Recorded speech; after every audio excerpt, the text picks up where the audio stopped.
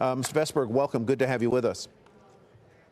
Thank you. Obviously, as more people work at home, in whatever the business may be, there's going to be a need for more connectivity. As more people spend time at home and maybe do their shopping online, or they spend time watching Netflix and so forth, I can imagine that the stresses on a network like yours amplify a little bit. What can you tell, and how can you reassure people that your company is ready for whatever stresses could come?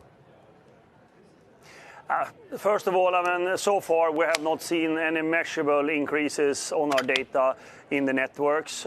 We already have a very robust network, but of course we're monitoring that every day. And as you mentioned, more and more people are working from home. Schools are closed. Of course, we think about that, but we also think about all critical infrastructure in the country, our first responders, and of course the healthcare system that is extremely important. So I think all in all, so far we haven't seen any major or measurable impacts on our data growth in the network, but we're monitoring it 24/7 because patterns can change when it comes to capacity, and we need to be prepared for that in order to deliver this critical infrastructure in times like this. Yeah, and you're obviously in the middle of a 5G rollout nationwide. I just got a 5G phone. The network is trying to catch up with that.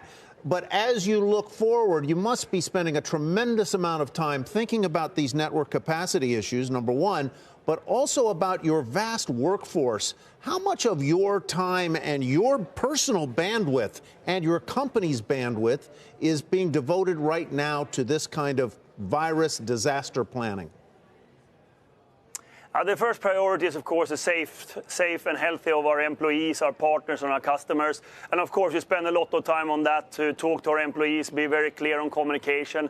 We actually have a 24/7. This is, for example, an emergency operations center that we have across the country where all information comes in and we have one way to communicate. That's very important. So, of course, we spend a lot of time on that. But we also spend a lot of time to follow the network and see what's happening in the network.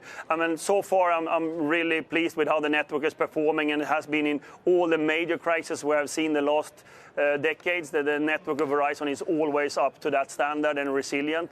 We're going to do everything to have this critical infrastructure ready and prepared going forward as well, and that's what we're doing. And of course, the leadership team of my company are spending time on it, but we also split the responsibility very clearly in times like that, so we can have people working with business, working with our employees, working with the society, and of course working with our customers, because that's what it's all about, to see that you're actually managing all those stakeholders in a crisis like this. And Mr. Vestberg, I want to make sure people understand the significance of having you on with this announcement too, at a time when we're talking about companies cutting capital spending, taking other drastic measures. You're increasing your capital guidance range. I would imagine you might even need to add workers. You tell me. But the bottom line here is that this is economic activity shifting from travel onto, let's call it the invisible infrastructure. Can you guarantee that your rails are going to be ready to handle, no matter the increase, the surge in traffic you're going to be dealt with the next couple months?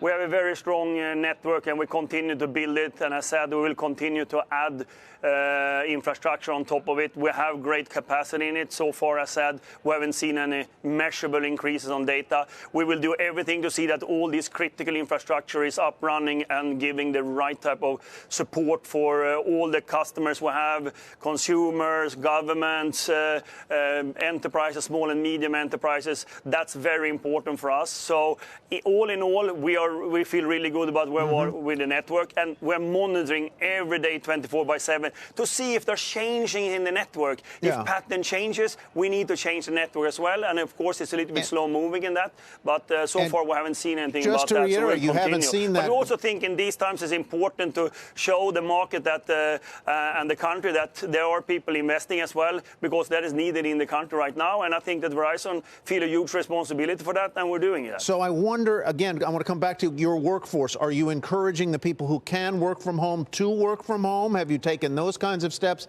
And then, obviously, there are a lot of people who can't work from home, the men and women who are installing things. Have you put any crimps into the system where installers aren't going into people's homes, for example?